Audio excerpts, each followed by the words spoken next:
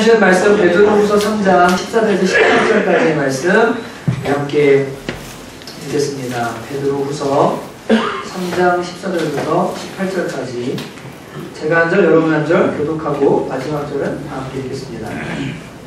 제가 14절 읽겠습니다. 그러므로 사랑하는 자들아 너희가 이것을 바라보나니 주 앞에서 점도 없고 흠도 없이 평강 가운데 나타나기를 힘쓰라.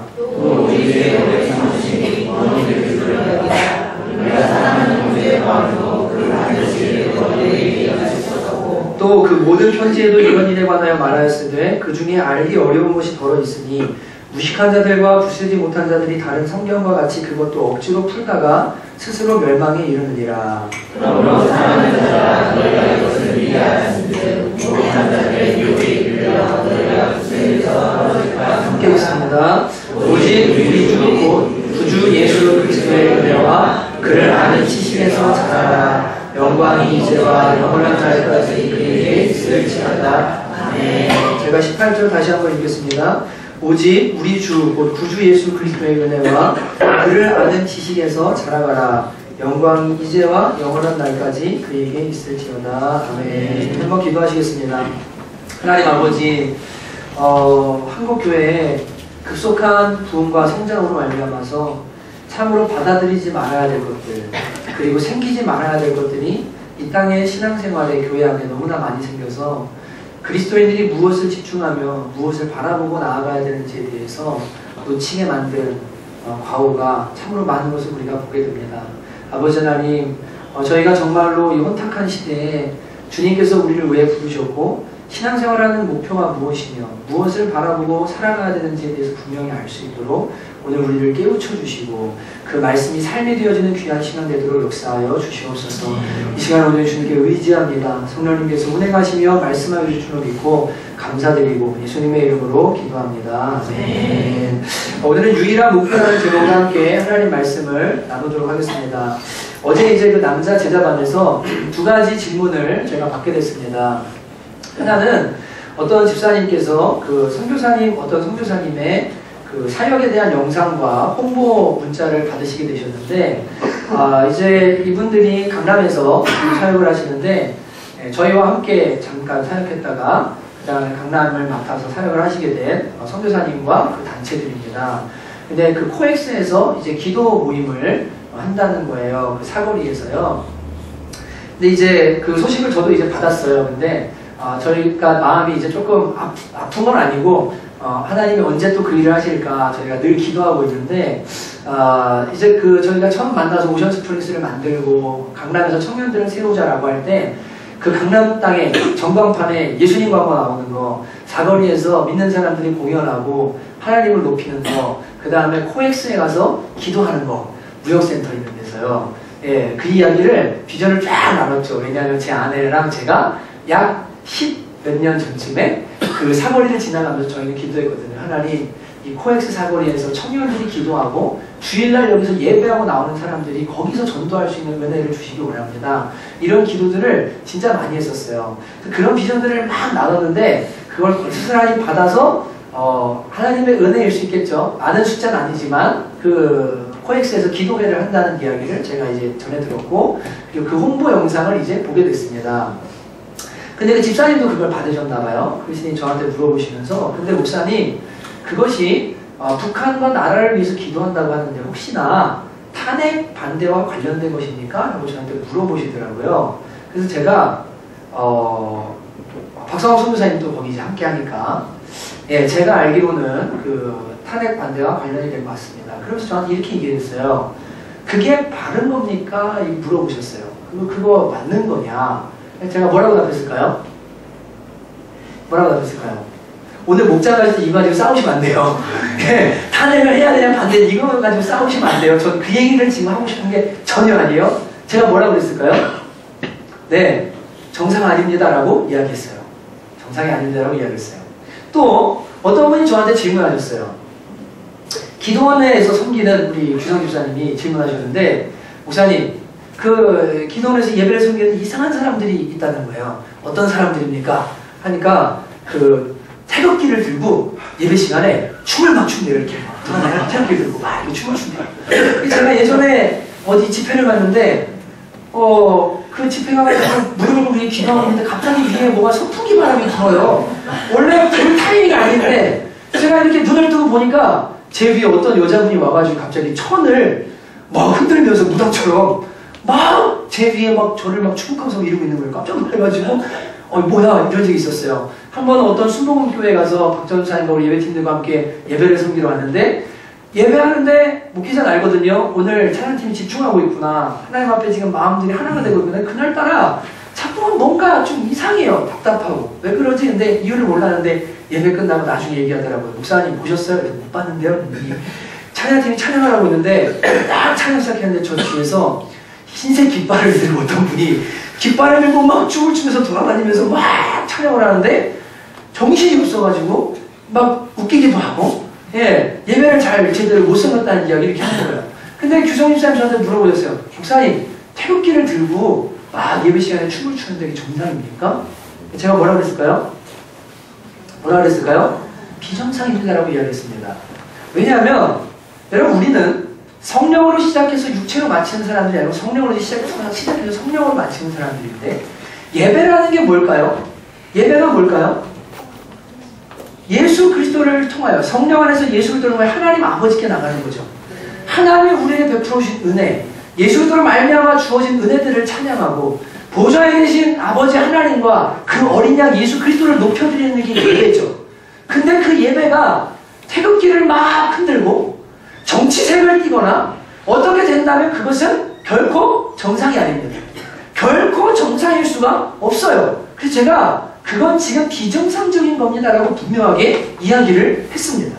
여러분, 저는 교회 안에서 많은 모습들을 보면서 어떤 사람들은 분명히 그리스도로 시작했는데 태극기로 끝나는 사람이 있고 어떤 사람은 그리스도로 시작했는데 노란 리본으로 끝나는 사람이 있고 어떤 사람은 교회로 시작했고 그리스도로 시작했는데 사람으로 끝나는 사람이 있고 어떤 사람은 그리스도로 시작했는데 돈으로 끝나는 사람이 있고 어떤 사람은 그리스도로 시작했는데 종말론에 매여서 이상한 교리에 빠지는 사람들을 우리는 발견하게 됩니다.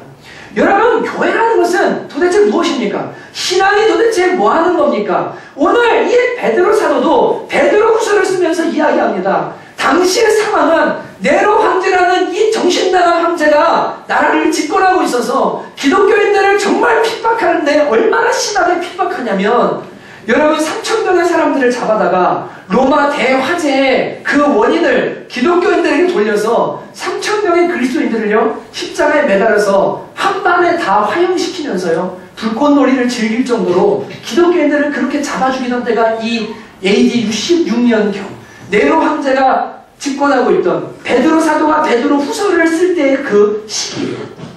그러니까 이 초대교회 이 상황 가운데 놓여있던 이 사람들은 예수님의 말씀을 알아요. 모든 민족이 너희를 핍박하고 미워하거든 내가 올 것을 알아라. 그리고 멸망에 가증한 것이 예루살렘에 서거든 내가 다시 올 것임을 너희가 알아라고 하신 그 말씀을 기억하고 있기 때문에 곧 있으면 예수님이 오시는 거 아닌가? 이렇게 우리가 핍박당하는데 주님이 곧 우리를 건져주시지 않을까? 라고 하면서 주님의 재림에 대한 종말에 대해서 매여서 살아가는 사람들을 바울이 발견하게 된 거예요. 그러면서 바울이 그 모습을 보면서 오늘 뭐라고 말하냐면 야 사랑하는 자들아 정말로 너희가 그날 예수님 오실 날을 기다리는 건 너무나 좋은 일이다. 그런데 그때 주님 오실 때 점도 없고 흠도 없고 티도 없이 나타나는 건 좋은데 그러나 바울도 받은 지혜대로 너희에게 써서 보냈지만 무식한 자들과 굳세지 못한 자들이 억지로 풀다가 스스로 멸망에 이르는 경우를 보게 된다.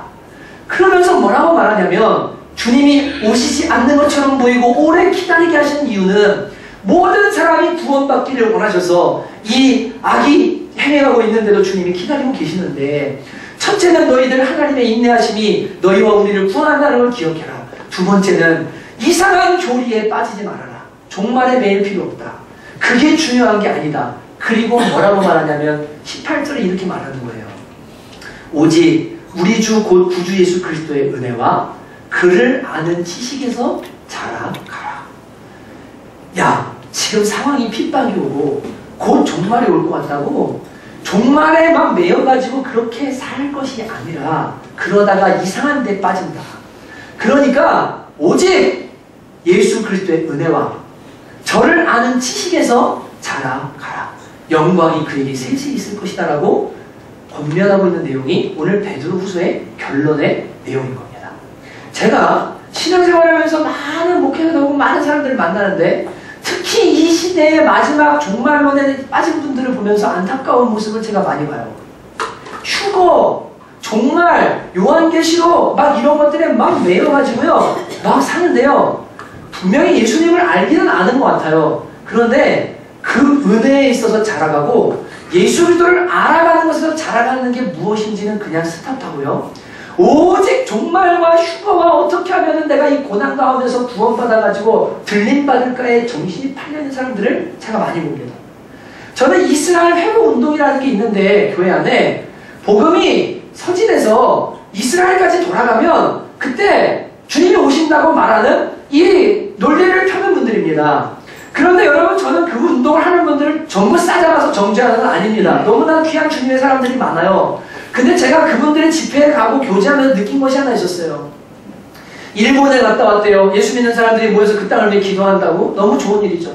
예루살렘을 하나님 회복시키기 원한다고 막 40명, 50명씩 예루살렘에 왔다 갔다 해요. 그러면서 뭐라고 말하냐면 예루살렘에 대한 하나님의 마음을 알지 못하면 그 교회가 잠들고 있는 교회고 예수님을 모르는 교회고 마지막 때를 모르는 교회라고 막 그렇게 이야기하면서 하늘에 무슨 뭐 막 용 모양의 구름이 나타나서 하나님이 뭐 우리를 축복하셨고 이런 일이 생겼고 저런 일이 생겼고 막 이야기하고 막 얘기하는데, 그 집회에 갔다가 아내랑 제가 나와서 아내한테 딱 그랬어요. 여보, 근데 저분들 전도할까? 저분들 노숙인들 발 닦으며 다닐까? 저분들 진짜 삶 속에서 예수 그리스도를 드러내고 있을까?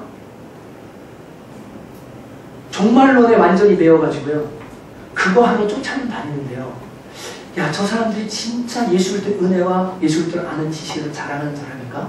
제 마음에 진짜 궁금증이 많이 일어났어요. 여러분, 이 복음이 아직 땅까지 전파되지도 않은 이 초대교회에 이미 핍박이 다가오니까 예수님이 곧 오실 거라 생각을 가지고 종말론에 매인 사람들을 향해서 이 바울이 말합니다. 너희들 억지로 풀다가 스스로 멸망에 이른다. 그렇게 하지 말아라. 너희가 유일하게 목표를 삼아야 되겠는데 오직 구주 예수 그리스도의 은혜를 아는 것에서 자라가야 된다. 오직 예수 그리스도를 아는 것에서 자라가야 된다. 왜냐하면 영광이 그에게만 있을 것이기 때문이다 라고 바울이 가르쳐주고 있는 거예요. 여러분, 교회 안에 이런 모습들 우리는 많이 보죠. 여러분, 정말로 주님 나를 왜 부르셨고 성경을 왜 주셨고 성령을 왜 주셨고 나를 왜 부르셨는가, 그 표대를 분명히 하고 달려가야 되는데 내가 왜 교회 오고 왜 신앙생활하는지에 대해서 알지 못한 채로 허공을 향해서 싸우면서 신앙생활하는 많은 사람들을 보게 됩니다. 여러분, 14절과 18절을 다시 한번 이어서 읽어보십시오. 한번 같이 이어서 읽어보겠습니다. 시작. 그러므로 사랑하는 자들아, 너희가 이것을 바라보나니 주 앞에서 정도 없고 흠도 없이 평강 가운데서 나타나기를 힘쓰라. 18절. 오직 우리 주 곧 구주 예수 그리스도의 은혜와 그를 아는 지식에서 자라가라. 영광이 이제와 영원한 날까지 그에게 있을지어다. 분명히 가운데는 경고하고 있지만 뭐라고 말해요? 주님 오시는 날 정도 없이 흠도 없이 나타나기를 원한다면 오직 예수 그리스도의 은혜와 그를 아는 지식에서 자라가라라고 이야기하고 있는 거예요. 여러분, 성경을 보내주신 목적이 도대체 뭡니까? 주님이 성경 왜 주셨습니까? 성경의 내용을 6글자로 요약할 수 있다면서요. 성경이 도덕책인가요? 성경이 정치책인가요? 성경이 경제적으로 돈 많이 버는 CEO에 대한 이야기들인가요? 성경이 여러분 이스라엘의 역사를 이야기하는 겁니까? 성경이 뭘 말하는 겁니까? 죄로 물든 세상을 구원하시기 위해서 하나님께서 유일하게 주신 구원이신 예수 그리스도, 예수 그리스도 6글자. 그래서 이 성경의 내용은 창조하셨고 타락하셨는데 부속하시는 내용, 이것이 성경의 내용이죠. 성경을 주신 목적이 뭐예요? 누구 발견하라고요? 예수 그리스도를 발견하라고요. 성령을 왜 보내주신대요? 예수님 말씀하셨어요. 보혜사가 오실 것이다. 그분이 너희를 어디로 인도하신대요? 진리 가운데로 이끌어주신다. 진리는 누구세요? 예수 그리스도. 내가 말하고 가르치고 사는 것을 너희에게 생각나게 해주실 것이다. 그래서 너희가 내가 보고 듣고 배운 말을 그대로 살아낼 수 있도록 해주시는 분, 그분이 누구냐면 성령이다라고 주님이 가르쳐주세요. 성경을 주신 목적이 뭐예요? 예수 그리스도를 알게 하시려고요. 성령 주신 이유가 뭐예요? 예수님을 알게 하고 예수님을 닮게 하려고요. 그러니 말씀과 성령을 통해서 하나님께서 우리에게 하고자 하시는 게 뭡니까?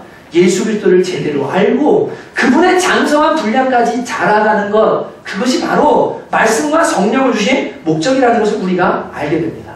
그렇기 때문에 말씀을 어느 날 들었고 말씀을 듣다가 성령으로 변화받아서 예수님을 따르게 됐다, 하나님의 자녀가 됐다라는 것은 그 사람들은 그리스도인이 된 것인데, 그리스도인, 예수의 사람이 된 사람들, 성경과 성령을 통해 예수 그리스도를 발견하고 예수의 사람이 된 사람들은, 그 사람들은 누구에게 뿌리를 내리고 신앙생활을 하냐면 그리스도에게 뿌리를 내리고 신앙생활을 하는 거예요. 그래서 그리스도인들이랑 불림을 받는 거예요. 여러분과 제가 왜 그리스도인이냐면 예수님의 사람이고 예수님을 발견한 사람이고 예수님을 따라가고 예수님을 아는 사람들이기 때문에 그리스도인이라고 부르는 거예요. 교회를 다니는 사람은 교인이라고 불러요. 그건 그냥 교회를 왔다 갔다 하는 사람을 말해요. 그러나 그리스도를 제대로 알고 그리스도를 닮아가는 사람들을 우리는 그리스도인이라고 말하고 초대교회에서는 제자들이라고 말하는 거예요. 여러분, 교회 안에도 교인이 있고 그리스도인이 있습니다. 교회를 다니지만 그리스도의 은혜에 대해서 자랑하지 않는 사람들이 있어요. 그 은혜가 뭔지를 몰라요. 그리고 그분을 알고 그분을 닮아가는 삶을 살지 않는 그냥 교인들이 교회 안에 많이 있어요. 이런 사람들은 교회에 여러 모양으로 와서 예수로 시작한 것 같지만 돈으로 끝나고, 예수로 시작한 것 같지만 죄로 끝나고, 성령으로 시작한 것 같지만 육신으로 끝나는 사람들, 그들이 그리스도를 제대로 발견해서 그리스도를 목표로 삼지 않은 교회 안의 교인들이라는 것을 우리는 발견하게 됩니다. 여러분, 신앙생활이 예수 그리스도를 발견하고 그리스도에게 뿌리를 내리지 않잖아요. 히터 좀 꺼주실래요? 네. 더 춥지 않으시죠? 아까 찬양하는데 제가 갑자기 좀 답답하면서 잠이 살짝 올라가더라고요. 히터를 끄고 시작하자고 얘기하는 게 놓쳤네요. 그리스도의 뿌리를 내리지 않잖아요, 영성이요. 그러면 이 영성은 실제적이지 않은 경우가 많습니다. 왜냐하면 예수님은 말씀이 육신이 되신 분이기 때문에요, 말씀을 실제로 살아내신 분이에요. 실제로 되신 분이에요. 예수께 뿌리를 내린 참된 신앙은 말씀이 반드시 내 삶의 진짜가 되기 시작해요. 근데 그리스도에게 뿌리를 내리지 않은 신앙은 사람 따를 수 있고 어떤 가르침도 받을 수 있고 머리로 많이 알 수 있는데 예수의 삶 살아내지 못해요. 예수 그리스도에게 뿌리를 정확하게 내리고 그리스도를 향해서 목표를 삼고 신앙생활을 하지 않으면 절대로 성경이 가르쳐주는 대로 살 수 없고, 그 사람의 신앙은 주님께서 보실 때 마지막 날 참 들으셔야 됩니다. 너 나한테 주여 주여 했지. 너 나한테 나 안다 그러고 너 기적도 안다 그러고 대단한 일 많이 했다 그랬지. 근데 진짜 미안해, 나 너 모른다라고 하세요. 그 사람들이 주여 주여 하는 자마다 천국에 들어가는 자들이 아니라고 하시는 자들이에요. 진짜로 그리스도에게 뿌리를 내리고 그분을 목표로 해서 신앙생활을 제대로 할 때 말씀이 실제가 되기 시작하고, 내가 예수의 사람이 되기 시작하고, 예수님이 나를 통해 살기 시작하고, 주님께서 내가 너를 안다라고 하는 사람이 되는 거예요. 종말의 지식이 중요한 게 아니에요. 휴거가 7년 전에 일어나야, 뭐 말이 일어나야, 3년 만에 일어나야, 이건 중요하지 않아요. 그건 주님이 알아서 하신 거예요. 그리스도인들은 오직 그리스도의 은혜와 그분을 아는 것에서 자라가는 거예요. 정치요? 우리 관심 가져야 되죠. 우리는 다 몰라요. 우리가 기대했다고 해서 그 사람이 하나님의 뜻을 반드시 이룰 거라고 확신할 수 없어요. 하나님께서 알아서 하실 거예요. 이 사람이 맞냐, 저 사람이 맞냐, 이거 해야 되냐, 저거 해야 되냐, 신념을 가질 수도 있지만 그리스도의 이름을 걸고 그것을 하라고 주님이 교회를 부르신 것은 아니에요. 그리스도인들의 목표는 누구냐면 예수 그리스도예요. 그분의 은혜를 알고 그분을 향해 자라가는 것, 그것이 신앙생활의 목표가 되어야 되는 겁니다. 어줍잖은 종말론이나 신학적인 궤변에 갇혀서 주여 주여 부르고 신기한 일들 하는 것 같지만 주님이 오시는 날 너 뭐 했냐라고 물어볼 때 한 게 아무것도 없고 예수가 실제가 되지 않은, 주님이 모른다고 하는 사람들이 이 땅에 교회 안에 많이 있을 것입니다. 기도를 많이 하는데 삶이 없는 사람들은 병든 사람들입니다. 기도하면 하나님 반드시 그 사람 그 자리에 가만두세요. 기도하면 움직이게 하세요. 기도하면 실행하게 하세요. 기도를 안 하거나 기도를 잘못하거나 둘 중 하나예요. 말씀을 읽는데 사람이 안 변해요. 그 사람이 성령 받아고 구원받았는데 말씀을 읽는데 안 변해요. 이상한 거예요. 성경은 말씀은 사람과 운동력 있는 검과 같다고 말씀하시고 도끼와 같다 그러고 방망이 같다 그래서 거듭난 사람이 제대로 말씀을 읽고 배우면 그 말씀이 살아 역사에서 그 사람의 삶을 반드시 변화시켜요. 예수의 삶으로 바꿔놔요. 잊지 않거나 제대로 안 먹거나 둘 중 하나예요. 기도를 많이 하고 성경을 많이 보는 것 같은데 그리스도에게로 자라가질 않는다. 은혜를 모른다. 예수님 안 닮아간다. 병들어 있는 신앙입니다. 목표가 잘못됐거나 신앙생활을 왜 해야 되는지를 모르는 사람들이에요. 여러분, 그리스도인의 유일한 목표가 뭡니까? 예수 그리스도를 알고 그분을 통해 주신 은혜가 무엇인지를 깨닫고 그 다음 우리의 삶의 모본이 되시는 예수 그리스도에게까지 자라가는 것. 그것이 바로 그리스도인의 유일한 목표라고 오늘 가르쳐주는 거예요. 베드로 사도가 이 66년쯤 이걸 쓰고 순교를 해요. 로마에서요. 마지막 말이야, 마지막 말. 야, 정말로 그거 그렇게 중요하지 않아. 그거 격가지들 그거 하느라고 정신 놓지 말고 오직 예수 그리스도의 은혜와 그분을 아는 지식에서 너희가 자라가야 돼. 이거 붙들어야 되라고 가르쳐주고 있는 거예요. 여러분, 그리스도인이 초점을 둬야 될 예수 그리스도, 그분의 은혜, 그분 자체가 무엇인지에 대해서 함께 살펴보려고 합니다. 첫 번째로 그리스도의 사람들은 예수 그리스도의 은혜를 아는 지식에서 자라가야만 합니다.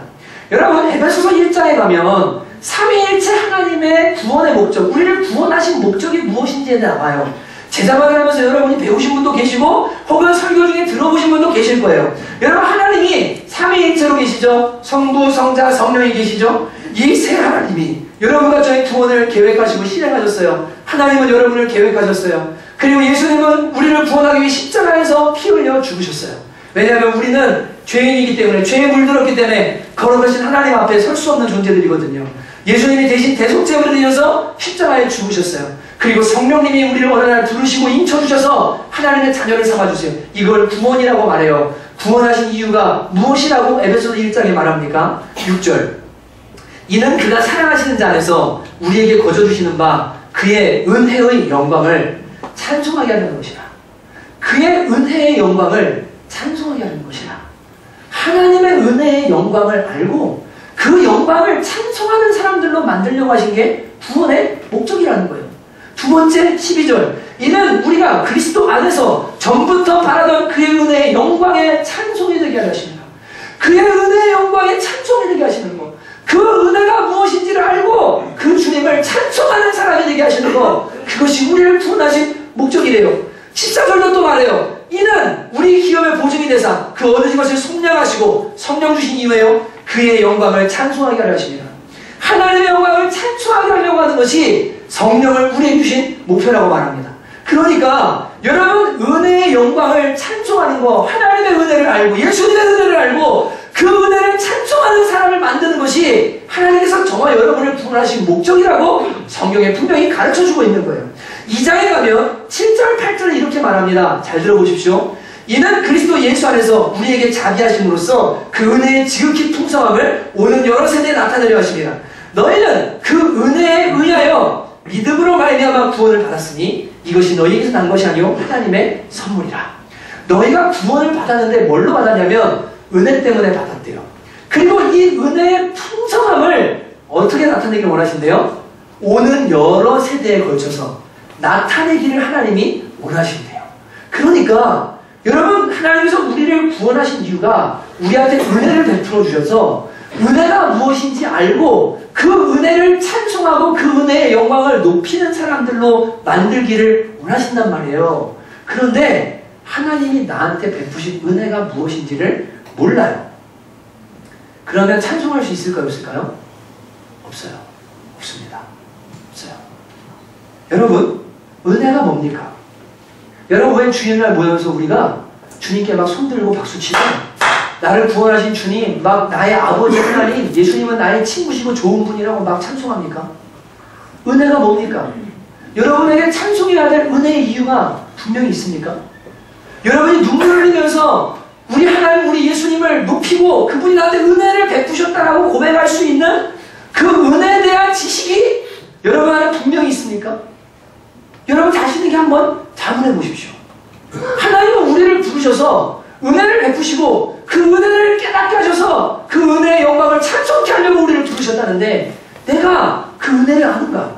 내가 그 은혜의 영광을 아는가? 내가 그 은혜에서 자라가고 있는가? 한번 진지하게 물어보셔야 돼요. 뭐예요? 자격 없는 자에게 베푸신 하나님의 호의죠. 죄인은 하나님 앞에 설 수 없는데 하나님이 어느 날 우리를 구원하시기 위해 자기 하나밖에 없는 아들을 주셨고, 또한 그 예수 그리스도를 믿는 믿음을 선물로 주셔서 내가 한 거 아니에요. 여러분 어떻게 무리를 걷는다는 걸 믿어요? 믿으시죠? 안 믿으시는 분은 믿음 달라고 기도하세요. 예수님 무리를 거는 거 믿어요. 죽은 자 살린 거 믿어요. 3일 만에 부활하신 거 믿어요. 여러분 다른 사람들 무리를 보면 정상이 아니에요. 이상한 거예요. 이 믿음은요. 그리고 그 십자가가 나를 위한 것이 아니라 믿어지는 거 있죠? 이거는 우리가 하는 게 아니에요. 하나님이 믿음을 선물로 주셔야 믿어지는 거예요. 그러니까 구원은 우리가 하는 것이 아니라 하나님의 택하심과 은혜로 이루어지는 거예요.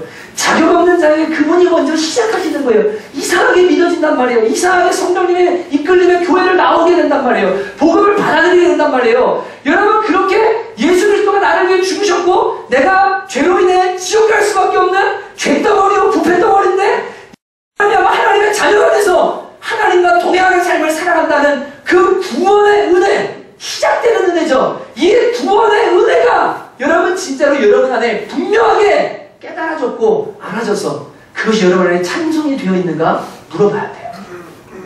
왜냐하면 이 은혜에 대해서 지식이 없잖아요. 이 지식은 머리로 아는 게 아니라 내 온 마음과 영혼으로 알게 되는 거거든요. 그러면 예수 그리스도를 부르신 첫 번째 목적, 그 은혜를 알고 은혜를 찬송하고 그 은혜에 자라가게 하시려는 그 목적에서 지금 우리는 잘못된 방향으로 가고 있는 거예요. 시간이 지날수록 하나님의 은혜가 점점 커져야 돼요. 그래서 처음에는 구원받은 은혜를 깨닫고 십자가의 은혜를 깨달은 다음에는 양육하시는 은혜, 디모데전서 2장 5절 6절에 말합니다. 모든 사람의 부어주신 하나님의 은혜가 나타나 우리를 양육하시되 모든 경건하지 않은 것과 불의하면서 우리를 깨끗하게 하시고 신중함과 경건함으로 신앙생활을 하신다는 그 우리를 양육하시는 은혜까지 가서 나를 구원할 뿐 아니라 나를 거룩하게 하시고 하나님 자녀로 살게 하시는 놀라운 삶 속에 주시는 은혜들, 이것을 점점 알아가고 경험하게 될 때 그때 뭐 하냐면요, 하나님을 찬송하게 되고 주님을 높일 수 있는 첫 번째 목적에 부합한 사람이 되는 거예요. 여러분 교회 안에 이 은혜에 대해서 알지 못하는 사람들이 진짜 많아요. 지난주에 어떤 분이 저한테 고백해 주셨어요. 목사님, 저는 사실 십자가의 은혜에 대해서 몰랐습니다. 모르셨대요, 그분이. 내가 보혈 찬송을 부르고 보혈을 노래하는 지금 입장에 서보니까 깨닫게 된 게 뭐냐면, 아, 내가 주님의 보혈에 감동이 없구나. 주님의 십자가에 내 마음이 움직이질 않는구나. 그래서 뭐라 하냐면 내가 지금 뭐가 문제가 있다. 삶에 주신 은혜들, 먹고 살게 하시는 은혜, 누릴 수 있는 은혜, 이런 은혜들에 대해서 내가 알고 있었지만 가장 중요한 십자가의 은혜, 구원의 은혜에 대해서 내가 몰랐구나라는 걸 깨닫고 하나님께 기도하셨는데, 지난 목요일 날 찬양 때 십자가 찬양이 막 나오는데요, 오열하며 그분이 울었대요. 처음으로 그 십자가가 나를 위한 거, 내가 구원받은 은혜가 얼마나 감사한지, 죄인 나를 하나님 자녀 삼아주신 그 은혜가 얼마나 감사한지, 내가 천국 가는 게 얼마나 감사한지, 그게 깨달아져서 그날 십자가 찬양 앞에 처음 울기 시작했대요. 그리고 이제 조금 제가 그걸 알아가는 것 같아요. 제가 그 은혜를 이제 조금 아는 것 같아요 라고 고백하시는데 제가 너무너무 감사했어요. 여러분, 바울은 말해요. 고린도서 15장 10절에 그러나 내가 나 된 것은 하나님의 은혜로 된 것이니 내게 주신 그의 은혜가 헛되지 아니하여 내가 모든 사도보다 더 많이 수고하였으나 내가 한 것이 아니요 오직 나와 함께 하신 하나님의 은혜로다. 나의 나 된 것은 하나님의 은혜 때문이고 내가 많은 일을 했지만 그것도 내가 한 게 아니라 하나님 은혜 때문이다. 은혜에 대한 깨달음이요, 하나님을 찬송하게 만드는 거예요. 여러분, 진짜 이 그리스도의 은혜에서 자라가십니까? 은혜는 예수의 은혜와 진리가 충만하시죠. 요한복음 1장에 보면 예수 그리스도로 말미암아 우리에게 은혜가 주어진다고 말합니다. 우리에게 자격이 없어요. 근데 예수님 때문에 우리에게 하나님의 은혜가 주어지거든요. 그래서 주 예수 그리스도의 은혜와 하나님 아버지의 살아나심과 성령의 내주하시고 교통하시리라고 고백하는 거예요. 예수 그리스도로 말미암아 나에게 주어지는 엄청난 은혜, 이것을 내가 진짜 알고 거기에서 자라가고 있는가? 이것이 우리가 우리가 첫 번째로 초점을 삼아야 될 신앙생활의 목표인 겁니다. 여러분이 잘 아는 노래가 있으시죠? 같이 부르실래요? 나를 부르시니가 하나님,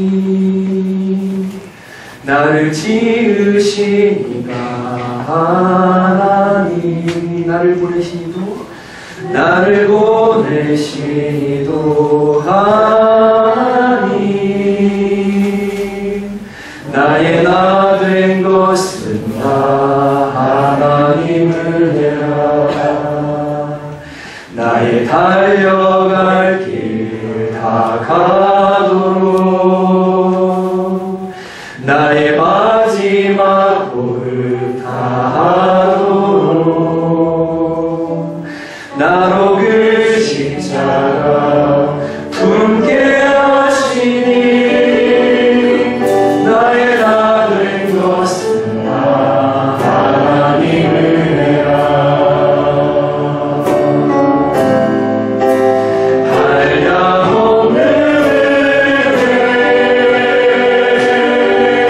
한량없는 은혜,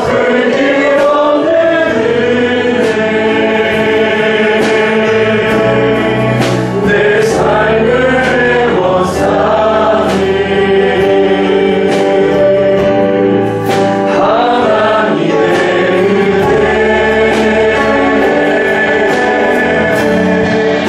하나님의 은혜, 나 주저함 없이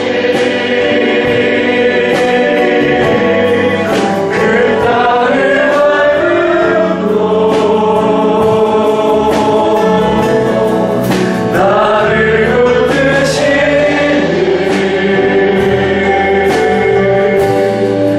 하나님의 은혜.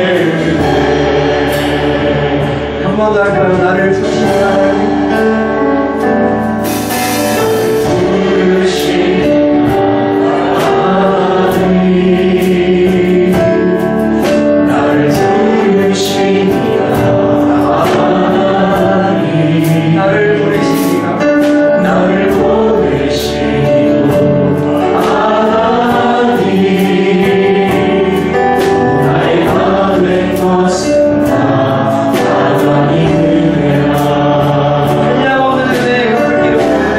은혜, 한량없는 은혜, 갚을 길 없는 은혜,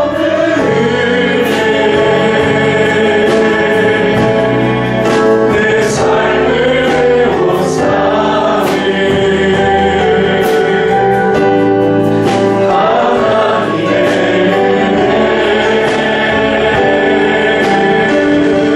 은혜, 나 주저함 없이 그 땅을 밟음도,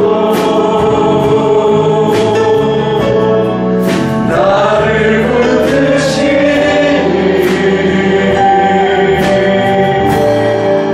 하나님의 은혜. 여러분, 진짜로 하나님의 은혜가 한량없는 은혜이십니까? 갚을 길 없는 은혜이심을 여러분 아십니까? 그 은혜를 아는 지식에서 자라가라라고 말씀하십니다. 그 은혜를 연구하고 내가 받고 있는 은혜가 무엇인지를 깨닫고 그 은혜에서 자라갈 때 하나님의 영광을 찬송할 수 있는 사람들로 우리가 변화됩니다. 여러분, 이 은혜의 통로 예수 그리스도, 우리가 다 그의 충만한 데서 받은 이 은혜를 은혜는, 율법은 모세로 말미암아 주어진 것이요 은혜와 진리는 예수 그리스도로 말미암아 온 것이라. 율법 앞에 서면 우리는 다 죽어요. 근데 예수 그리스도로 말미암아 은혜와 진리가 우리한테 왔어요. 이건 은혜예요. 내 힘으로 율법 못 살아요. 근데 은혜와 진리가 나한테 주어졌기 때문에 나는 진리대로 살 수 있는 사람으로 변화돼요. 놀라운 은혜죠. 여러분, 그리고 예수 통해 하나님의 자녀 되고 나면 하나님 나를 자녀라고 부르시고 나에게 아버지가 계세요. 천국까지 나를 이끌어주세요. 내가 약할 때도 긍휼히 여기세요. 날마다 필요한 힘을 주세요. 지혜를 주세요. 말할 수 없는 은혜가 내 삶에 주어지고 있거든요. 여러분, 이것을 깨닫게 될 때, 그 풍성함을 깨달을 때 그 영광과 아름다움을 찬송하게 된다고 말합니다. 자신의 죄인됨에 대한 지식과 하나님의 은혜에 대한 지식은 정비례합니다. 죄에 대한 자각이 클수록 은혜에 대한 자각도 커집니다. 나처럼 자격 없는 자 죄인에게 하나님이 이렇게 자격 없는데 은혜를 주시는구나. 너무나 감사하구나. 죄를 깊이 깨달을수록 은혜를 많이 알게 돼요. 그래서 바울 사도가 말했어요. 죄가 더한 곳에 은혜가 더하느니라.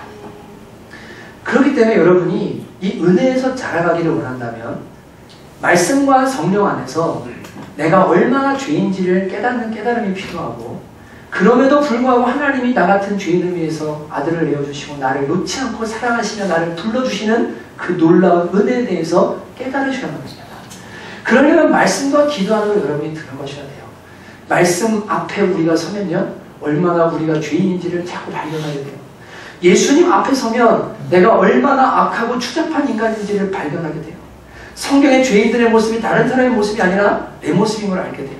그럼에도 나를 사랑하시고 용서하시며 붙들어주시는 그 하나님의 은혜, 예수님의 은혜를 우리는 발견하게 되고 그 은혜에서 자라가게 됩니다.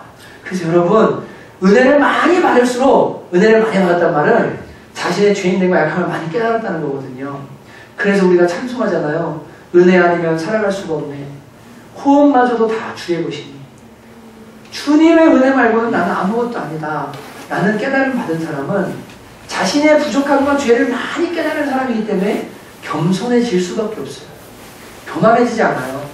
하나님의 은혜를 많이 받을수록 자격 없는 나에게 주신 걸 알기 때문에 하나님께 감사하고 점점 더 겸손해질 수밖에 없는 것이 은혜를 아는 사람들의 반응인 겁니다.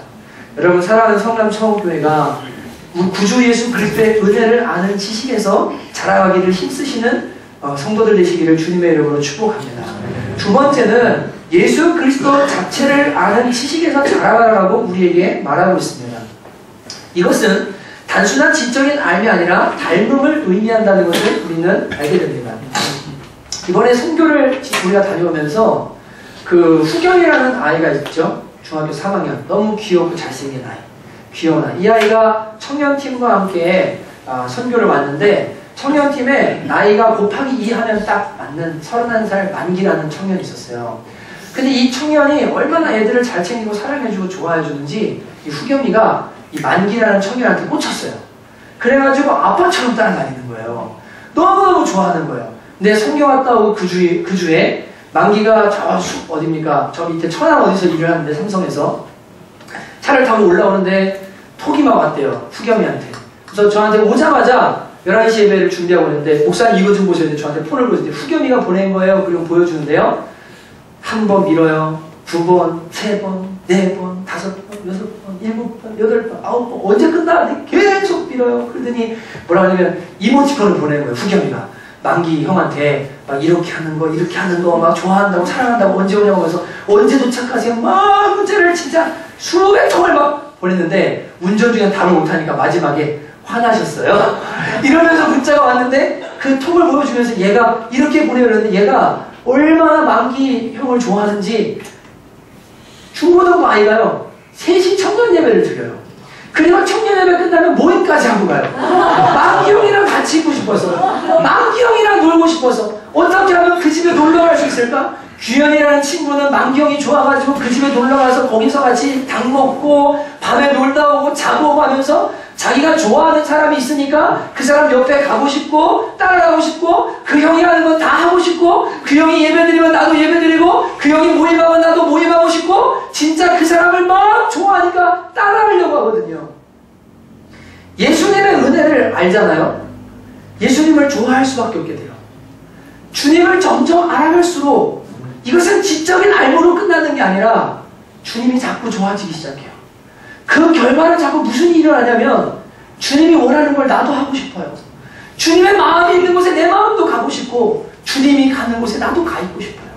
그래서 여기서 말하는 그리스도를 아는 것에서 자라가라는 것은 단순히 예수 그리스도를 객관적으로 성경에 말하는 수준을 그냥 알아라가 아니라 그리스도의 마음을 알고 인격을 알고 그분을 사랑하고 그분을 따르는 지적인 것을 넘어서는 닮음의 의미, 그 예수를 닮는 사람들, 에베소 4장이 말하듯이 그리스도의 장성한 분량까지 자라가는 것, 그렇게 자라가라. 그것이 그리스도의 목표다라고 우리에게 가르쳐주는 겁니다.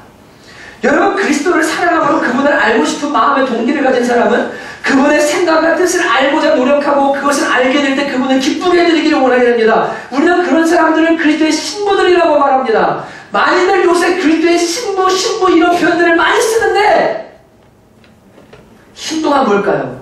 진짜 주님의 신부가 누굴까요? 여러분, 만약 어떤 남편이 사우디아라비아에서 열심히 떼아볕에 고생하면서 돈을 법니다.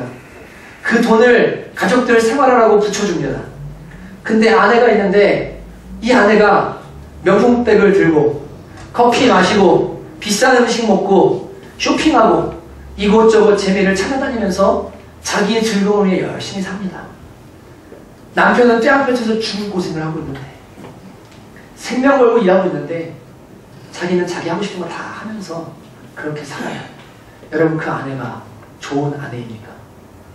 그런데 어떤 아내는 남편의 수고를 알고 비록 남편이 고생하는 곳에서 내가 같이 고생 못한다 할지라도 내가 같은 십자가, 같은 고난을 짊어지고 삶을 세워야 됩니다. 바로 세워야 됩니다. 그리고 남편의 고난에 동참하는 아내가 있다면 누가 아름다운 아내요, 현숙한 아내가 되겠습니까? 주님을 안다고 말하고 신부라고 말을 많이 하는데 남편 대신 예수님이 보실 때 전혀 그리스도의 신부가 아닌 사람들이 교회 안에 많습니다.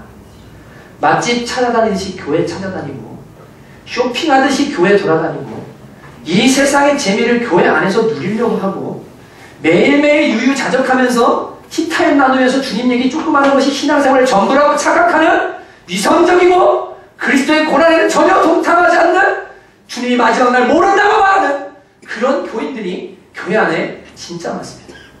그리스도의 신부는커녕 그리스도를 안다고 말하기에는 너무너무 부끄러운 삶을 살아가는 사람이 교회 안에 많아요. 주님을 알면 저렇게 못할 텐데, 주님을 알면 저렇게 잊지 못할 텐데, 주님이 저 영혼을 십자가하셨다는 걸 알면, 내가 받은 은혜가 뭔지 알면 저렇게 살 수 없을 텐데, 저 사람 마지막 날 주님이 진짜 안다고 할까라고 걱정되는 분들이 교회 안에 많이 있습니다. 주님을 모르기 때문일 수도 있고 병들었기 때문일 수도 있습니다. 오카노 목사님 돌아가시기 전에 설교 한 편을 하셨죠. 도덕적 표준을 낮게 잡으면 망합니다 하는 유명한 설교를 했어요. 성화의 표준도 낮게 잡으면 망합니다. 내가 어느 정도 교회 다니고 지식적으로 주님 알아. 나 구원의 진리 알아. 나 집사야. 나 권사야. 나 장로야. 전도사야. 목사야. 그게 중요하지 않아요. 주님께서 보실 때는요, 예수 그리스도를 얼마나 알고 그 은혜를 얼마나 알고 그 은혜에 얼마나 반응하며 그분을 닮아가는가가 주님이 보시는 유일한 기준이에요. 그게 유일한 기준이에요. 그러면 점도 없고 흠도 없이 그날의 평강 가운데 나타난대요. 진짜 주님 오실 때 점도 없고 흠도 없이 나타나기를 원한다면 책상 머리에서 티타임하면서 주님 나누는 것에 만족하지 말고 정말로 교회 왔다 갔다 만족하지 말고 내가 받은 은혜가 무엇인지를 알기를 힘쓰고 그 은혜를 알았다면 예수님을 아는 것에 자라가는 사람이 되면 그날 흠도 없고 티도 없이 평강 가운데 주님을 만나게 된다는 거예요. 왜 요한일서에 말했거든요. 우리가 그에 오실 때 그와 같은 주를 알게 될 것이다. 예수 닮은 사람들은 알아요. 그분을 닮아가려고 몸부림친 사람들은 예수님 마음 알기 때문에요. 주님 딱 만나는 날요, 주님이 말씀하세요. 야, 나의 신부, 나를 닮으려고 애쓴 이 신부, 내 사랑하는 신부 일로 와라. 그리고 주님이 와라 안아주세요. 부족할 수 있죠. 연약할 수 있죠. 죄 없는 사람이 어디 있어요? 여러분, 흠 없는 사람이 어디 있어요? 그러나 그 은혜를 알고 그분을 향하여 달려가고 자라가는 사람들, 주님이 그날 결코 모른다고 안 오십니다. 내 삶이 진짜로 지금 바른 목표를 가지고 주님을 따라가고 있는가? 내가 그 은혜를 알아가고 있는가? 그리고 예수님을 향해 자라가고 있는가? 그 신앙생활의 목표요, 그것이 우리의 기준인 겁니다. 저는 평생 예수님을 목표로 삼고 살고 싶은데 두려울 때가 많습니다. 왜냐하면 앞날에 닥쳐야 될 일들이 많잖아요. 진짜 두려울 때 많아요. 저라고 안 두려울까요? 자식들은 잘하죠. 예, 점점 크죠. 재정은 많이 들어가겠죠.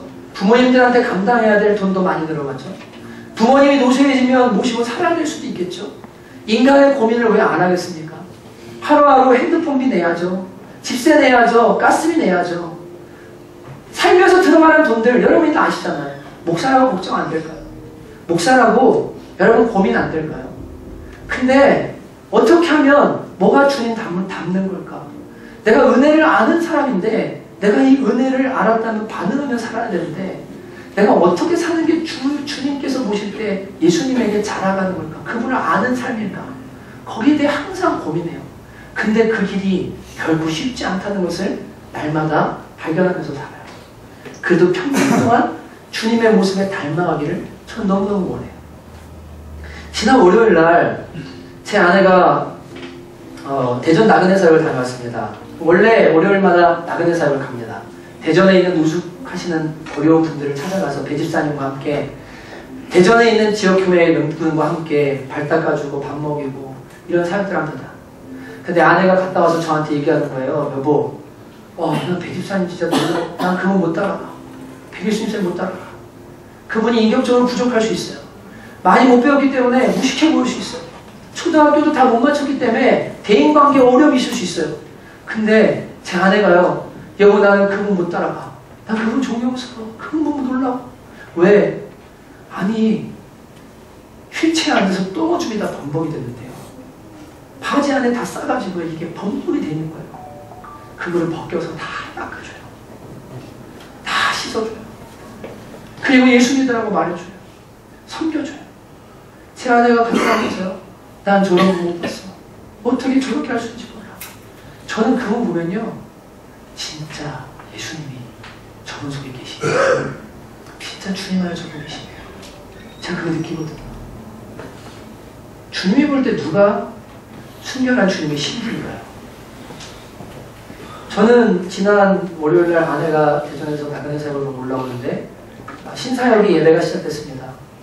작곡하는 형제들과 연예인 아이들을 케어하자는 목적을 가지고 이분들이 목도 주고 케어하고 있는 영혼들을 주님께 이끌자고 해서 모임이 시작돼서 박정원사님과 예배드리고 오랫동안 교제하다가 아내가 대전에서 올라올 시간에 맞춰서 수서역에서 만나서 들어가기로 했어요.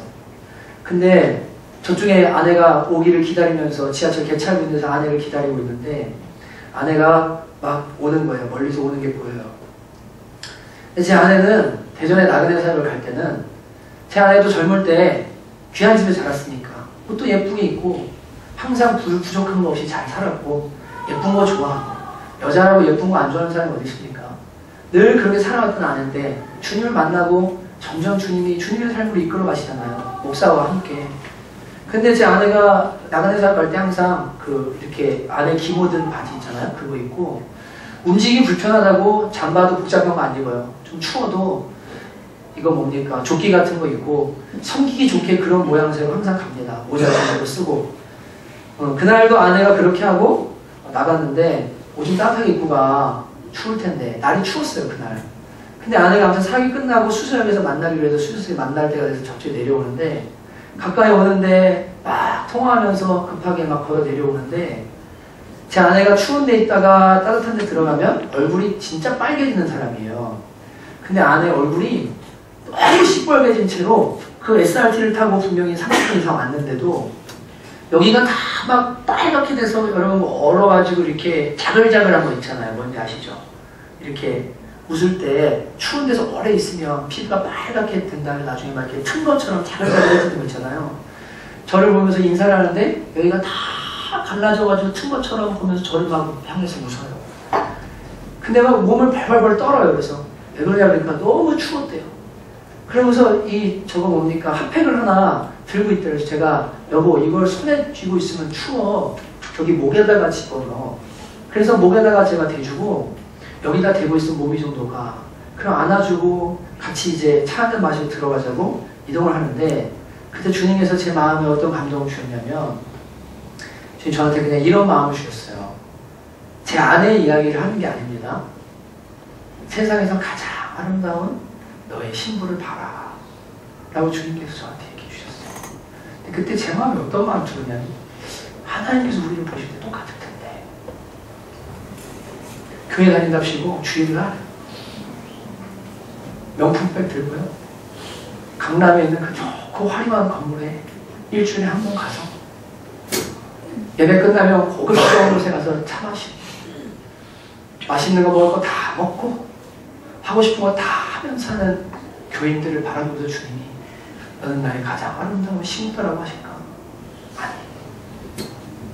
나그네를 찾아다니고 내 삶에 힘닿는 데까지 주를 위해서 주를 기쁘게 했던 주의 마음을 알고 사는 사람들, 그들을 향해서 나의 신도를 봐라, 가장 아름다운 나의 신도들을 봐라라고 주님께서 말씀하실 거예요. 여러분, 예수 믿는 게 도대체 뭡니까? 왜 믿으십니까? 그리고 우리 왜 부름받은 겁니까?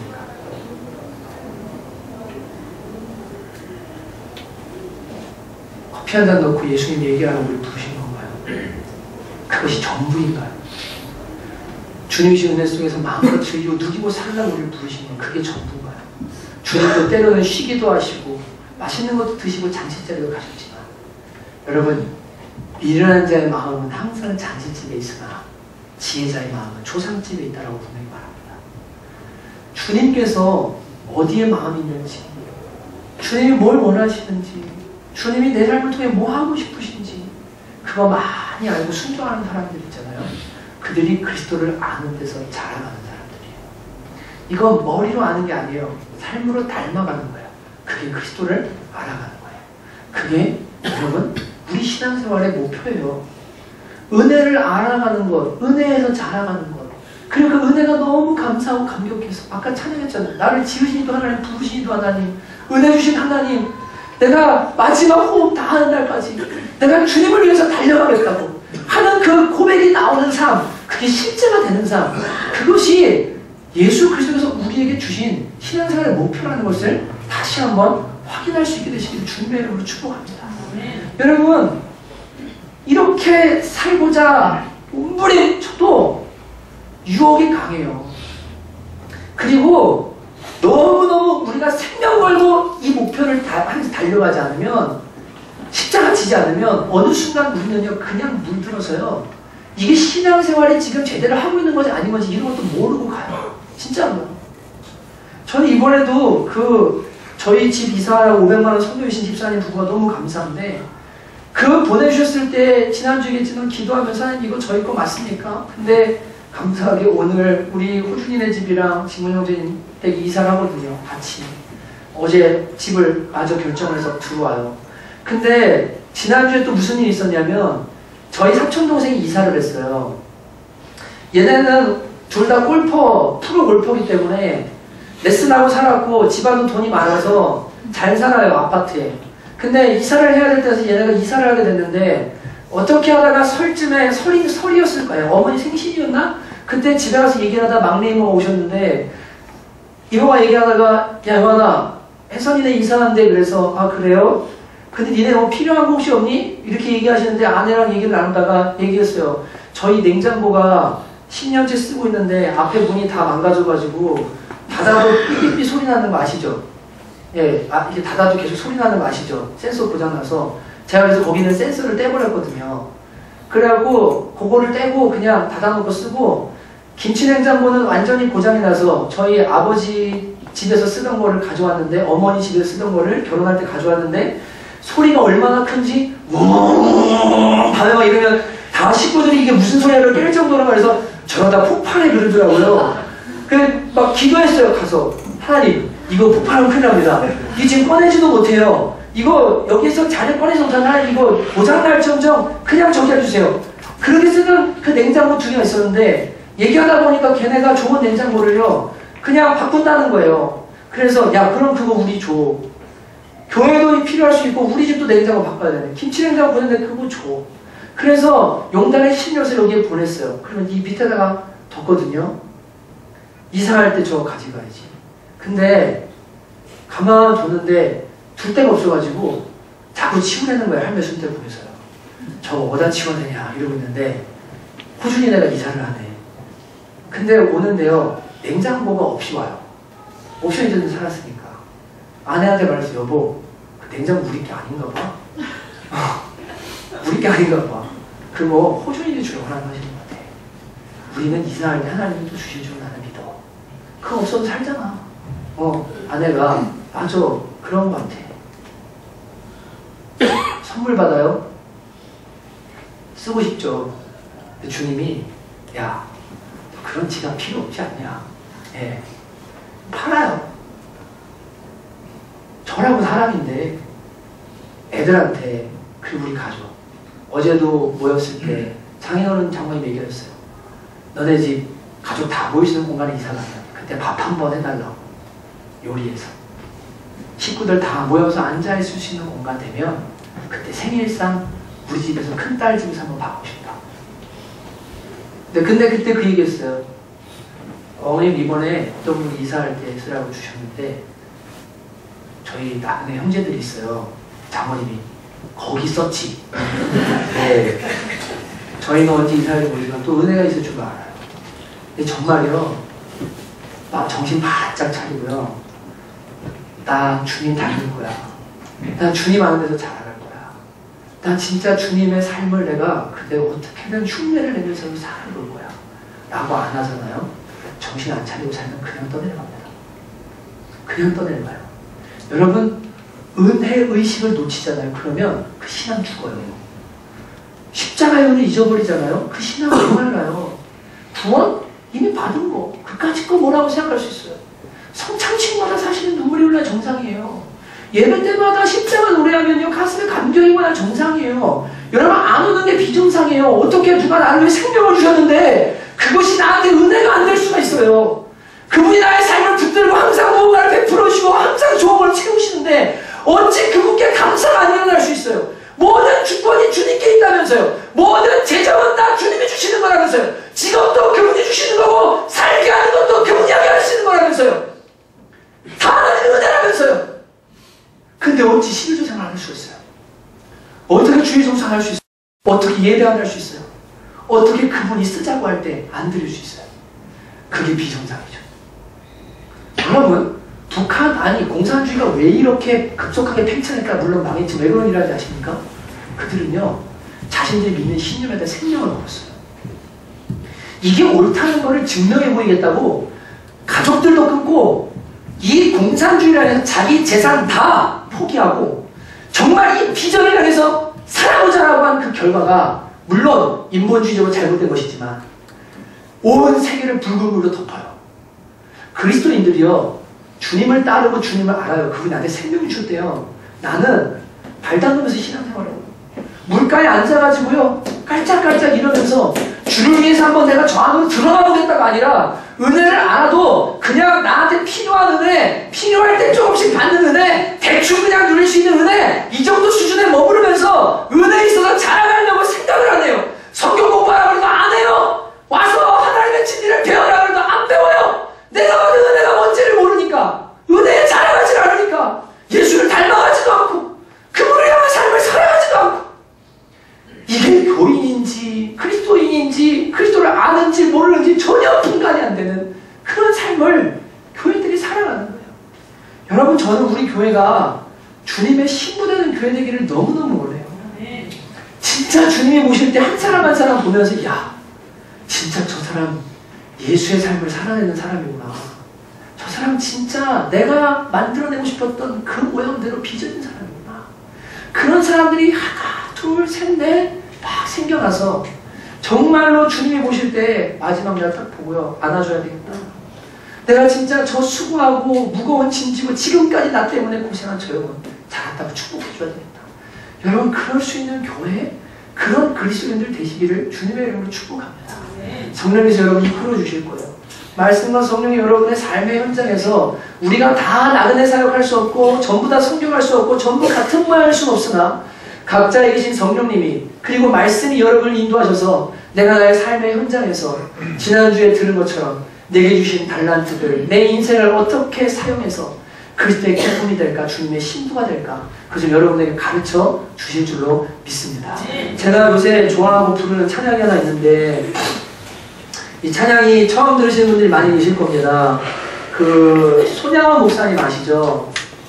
소록도에서 나병 환자들을 돌보시다가 돌아가신 그 손양원 목사님, 그리고 자신의 아들을 죽인 공산당원들을 양아들 삼아서 품어주었던 그 사랑의 원자탄이라는 분, 그 목사님 헌정 앨범에 있는 찬양인데 그렇게 이해하시고서 이 가사를 이해하시면 아마 어떤 의미인지를 알게 되실 거예요. 그래서 같이 한번 이 찬양을 부르면서 저도 이런 삶, 진짜 주님을 아는 삶, 자라가는 삶 살기 원합니다. 같이 고백하도록 합니다.